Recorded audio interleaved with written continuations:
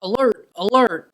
There has been a major cut in the NFL. The Arizona Cardinals have gotten rid of DeAndre Hopkins, cut him just a couple of hours ago, especially by the time that this gets out. So I am going to go over just some of my thoughts about the impacts of this for fantasy football. Looking at the end here, I'll just run over a general over thought on the situation if you're in non-PPR, half-PPR, full PPR, looking at Bestball for the team as a whole, maybe some of the positions.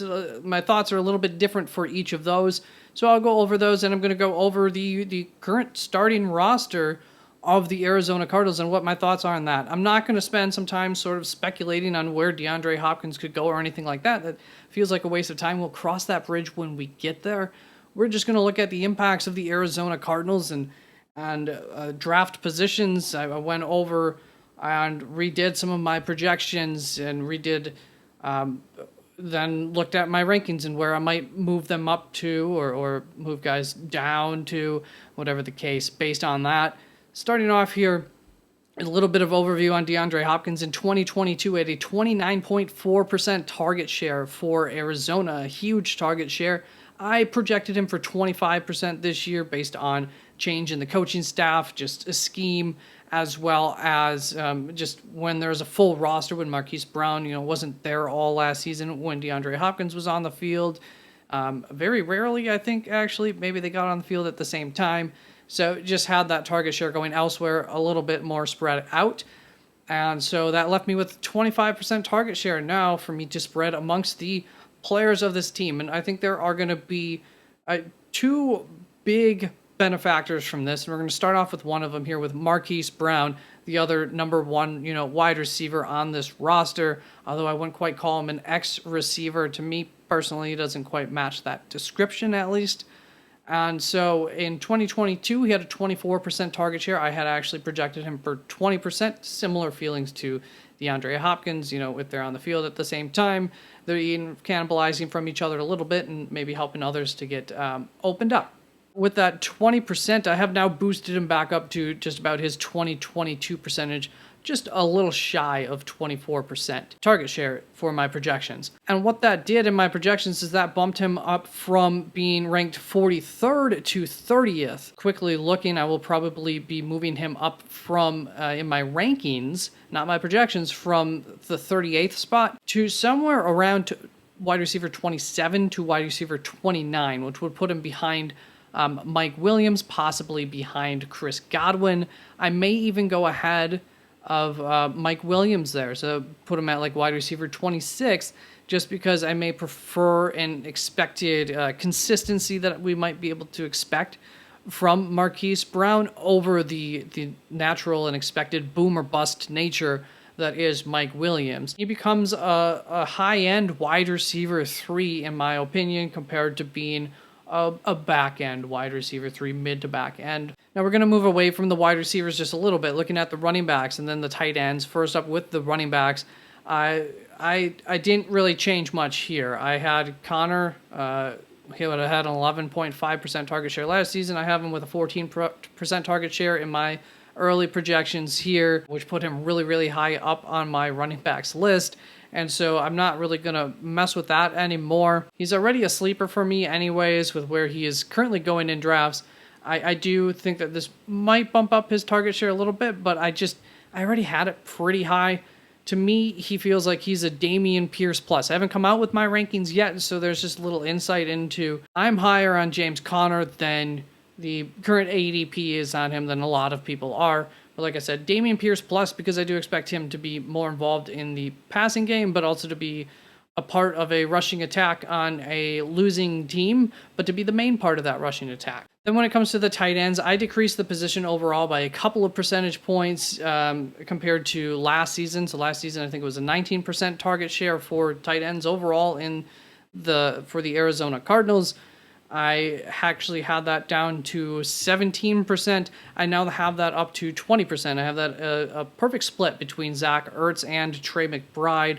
And as far as the projections go, that just bumped each of them up just a couple of spots, not much at all. Now let's move on to the rest of the wide receivers. Starting off with the slot wide receivers, Rondale Moore and Greg Dortch. And I don't have much of an impact for them. I just gave a 1 to 2% increase. I wasn't really sure exactly how much I ended up giving them in my projections combined. So not much. Maybe it was up to 3% or something. Not a huge increase. That said, Rondale Moore did jump from wide receiver 60 in my projections to wide receiver 48.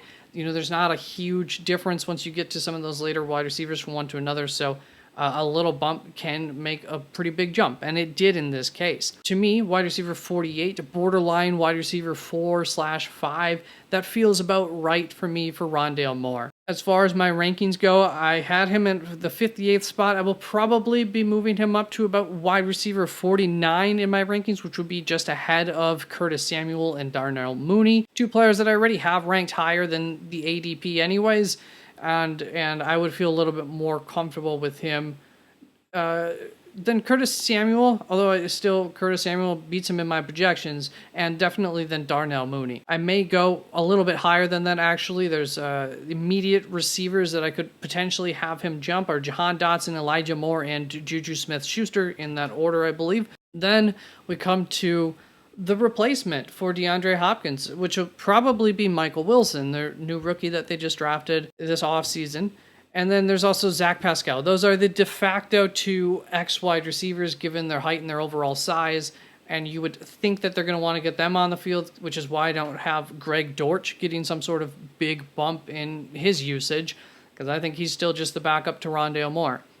Obviously, he'll probably get on the field a little bit more, and he did get a slight increase from me. But when we look at Michael Wilson, I don't think he has a whole lot to be afraid of from Zach Pascal. Pascal only demanded a 4% target share last season with his previous team, and I don't think that he's much of a threat to the potential for Mike Wilson. He is a threat in the fact that Michael Wilson is an unproven talent, and Zach Pascal has proven that he could do more than getting a 4% target share in the past and be an effective player for a team. He is the veteran, but I think, especially with where the team is at, not really expecting to be much of a contender this season, they're going to want to get Michael Wilson on the field, even if he's not the better player than Zach Pascal. So I did move Zach Pascal from my reserves, kind of as far as my projections go, into my top 5 wide receivers for the team, which means I gave him a 3% target share. Just a little something there for him, but nothing of substance as far as drafting him. When it comes to Michael Wilson, he is now projected as wide receiver 76. That's my projections, remember, which would put him right between Zay Flowers and DJ Shark, right in that territory. I have a fat tier of wide receivers currently, from wide receiver 53 to wide receiver 69 in my rankings, not my projections, where I have a lot of my high upside dart throw receivers with just a couple of guys, like actually Rondale Moore is in that grouping, sprinkled in there, who aren't necessarily high upside guys, but who at one point it's like, well, I would rather take this over the chances of this guy being successful. That is where Michael Wilson belongs. He wasn't some guy who I was really high on as far as the receivers go, so I'm not overly optimistic about him coming in and getting some sort of 20% target share or anything like that. I actually ended up giving him a 13% target share is what he ended up getting, so about half of what DeAndre Hopkins was receiving,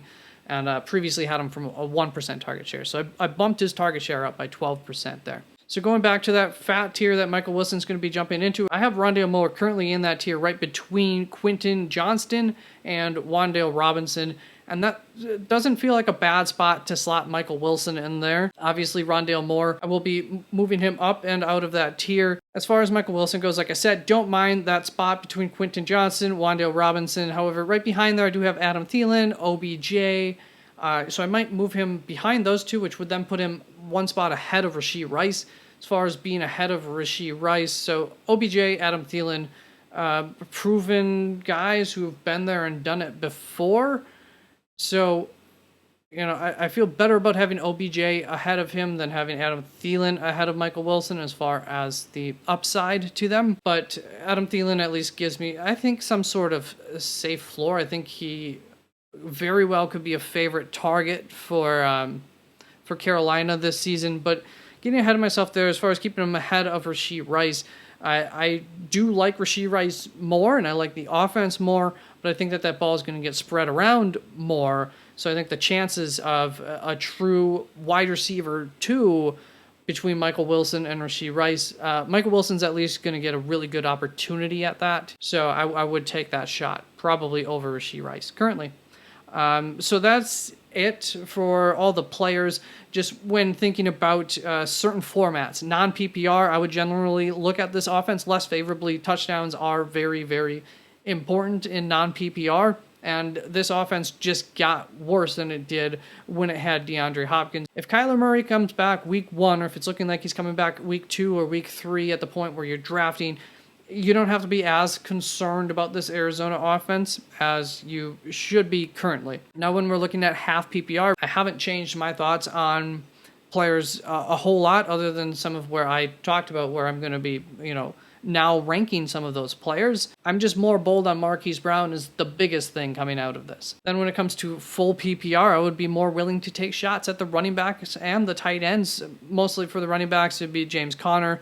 Really the only one who I think would benefit the most from this. Tight ends. Although the thing about the tight ends, Zach Ertz and Trey McBride, is that I think it's kind of a crap shot between the two. Who's it gonna be between the two? Is it gonna be either one of them? I have them currently splitting right down the middle, the target share. I have them each receiving a 10% target share, overall 20% target share going to the tight ends for this offense for me, which is a good amount of target share if it's not getting split evenly. If it's getting split evenly, they're probably not going to be very relevant for fantasy football, and I think there's a chance that it's even a higher target share, to be honest. But that being said, if in full PPR, if I am just totally fading the tight end position, I would not be too afraid of taking a long shot on Zach Ertz. He was so good last season before he got injured early-ish in the season. I would take my shot on the incumbent over Trey McBride here in a spot where I think it could end up being very much fantasy relevant. One of these tight ends at least. Or if you're grabbing 2 tight ends for full PPR, or really any format, if you're grabbing 2 tight ends and you want to take a shot at somebody who could give you that top 5 tight end potential, I think Zach Ertz is the best bet. And I'm feeling a little bit more bold on that, especially in full PPR with the loss of DeAndre Hopkins. Now, when it comes to Bestball, which is what most people are playing right now, I feel similar to how I feel about it in non-PPR. Overall, this offense just got worse, and so everybody's ceiling just got worse. The only thing would be that Marquise Brown's floor got better to me. But that's about it for Marquise Brown. And one last thing for Bestball here for drafting DeAndre Hopkins. We can figure out DeAndre Hopkins by draft day for most leagues, for regular redraft leagues. But for Bestball, right now, I would expect he'll probably take a tumble in his ADP, but I would still feel comfortable drafting him wherever I was drafting him previously. But maybe now you can wait around, or maybe even 2 later. We'll see how this thing drags out. But I think you could end up getting a really good value on DeAndre Hopkins, who could end up going to a better situation than he was in Arizona. And that is it. Let's get out of here. Thank you very much. You take care. I pretty much have my rankings all set, so I'll start to get those videos out. It seems like it's that time in the season. So peace out.